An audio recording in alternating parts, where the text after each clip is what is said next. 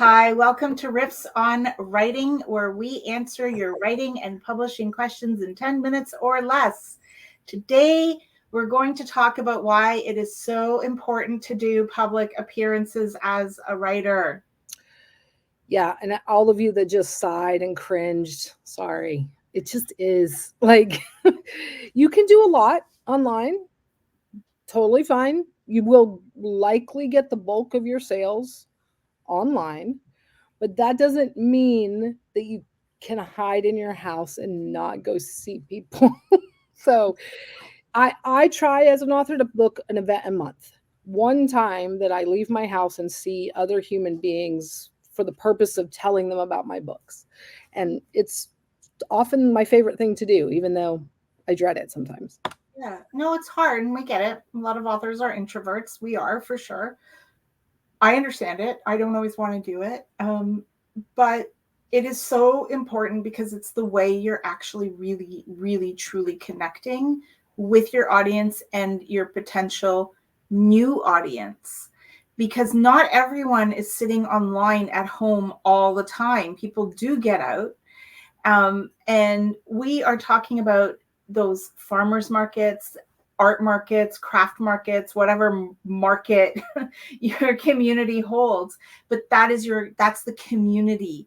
That's where the community comes out. And that's where you might find readers that never knew they were looking for you. So what happens is you go to these things. This happened to me on multiple occasions, and people are like, oh wow, like I never knew you existed. And that's normal. And what happens too at these events is that you become a recognizable member of your community. Yeah. And people generally like to support people in their community. Yes, absolutely. I mean, and I do talks at libraries a lot. I do talks at wineries and breweries, at least here in Virginia where I am, are really popular places. They do art vendor things, and I always try to get a booth at a couple that are really important to me. A winery I know does a monthly book thing, like a talk with an author, and they always have books for sale there. And it's where I meet people. I get other speaking engagements from those. I write kids books, so sometimes the kids will come and like I'll get to talk to them, and then kids are great at pressuring their parents to buy them things, so then I sell books. So but it's just a matter of putting yourself out as a person, as I say, a person with a torso, not just this part of your body, and showing them that you're real, because people, they respond to real. They want to be supportive, and most people in the world really want to be invested in their local community. So, and you're part of that. And you said something that I just want to come back to because I thought it was really important, is that speaking engagements. What happens is that, it's great. Like as a writer, you should have a speaking reel anyway. And that means collecting any kind of interview that you do online so that people can see how you present yourself. That's very important. But there is also something to be said about having these live presentations. So every time I've done a reading somewhere or a speaking gig, I have someone filming me, usually just with a phone. It doesn't even have to be fancy. But this way, that goes into my speaking reel. And people who hear me speak, it's happened before. I've gotten up, I've spoken at a conference or somewhere, then they invite me to come speak at their conferences. And it just becomes that sort of rolling ball where you do one, you do two, and then more start coming at you, and you don't have to fight so hard because people are actually starting to seek you out. Yes. And I mean, and I was just talking with someone this morning too about having a photographer come. Like if you have a local photographer who's trying to build their business, maybe they'll come and photograph you for free in return for having their name tagged in your social media post about it, right? So like you can leverage any of these speaking engagements into online things, but you can also leverage them by just meeting people. I mean, I don't think I've done a speaking engagement in the last year where I haven't then been asked to do something else, like sell somewhere, show up for this, do this. And the other part is you just got to practice it. Yeah. So, I mean, when I do art, like craft shows, I usually just sit, I just hang out, I have a book to read, I have cool little cute signs.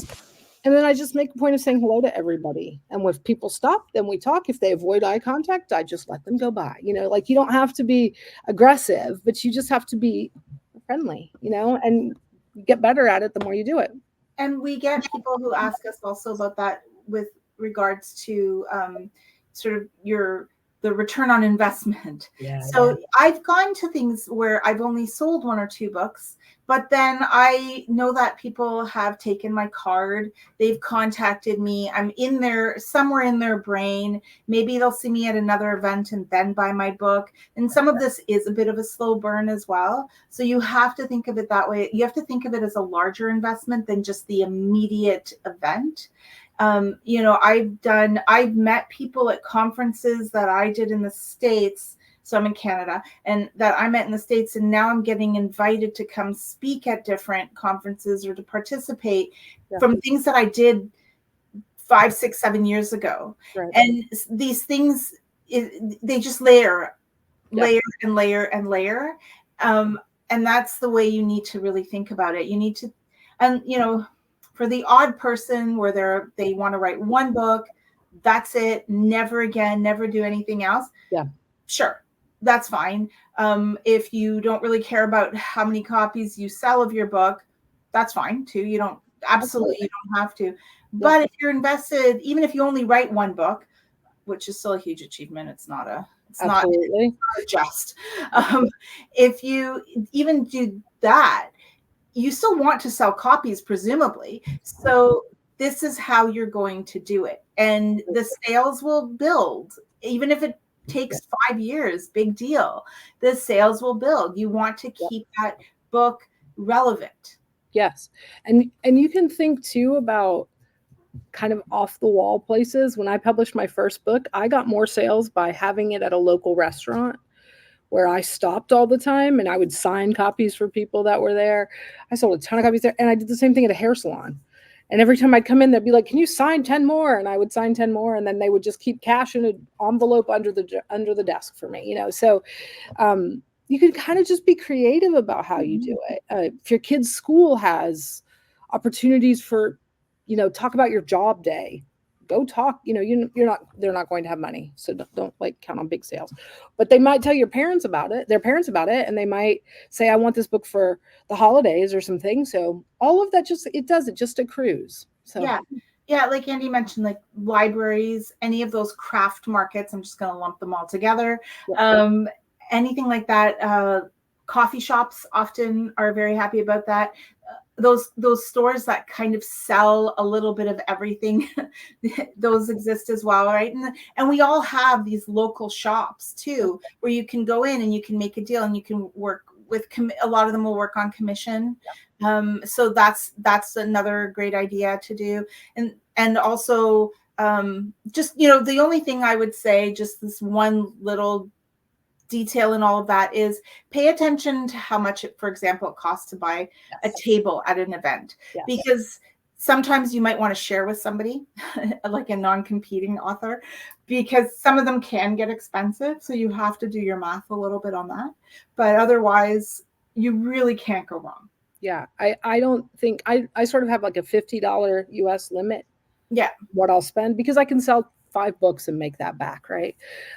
Anything more than that, it has to be like a really big show for me to invest in, because I don't want to lose money. Yeah, I mean, I'm not going to make, my retirement. Caroline and I are buying an island. I'm not going to fund that off of events, but I don't want to go in the hole to do an event either. Yeah, exactly. Like in Canada, we do have some that are hundreds of dollars, $700-800, which not worth it. But anything that's under 100, and that you can sell 5 or 6 books to make that, I say go for it. It's worth it. Absolutely. If you have any questions, you know where we are. We're at mountainash.press. You feel free to email us or leave a comment under the video. See you next time.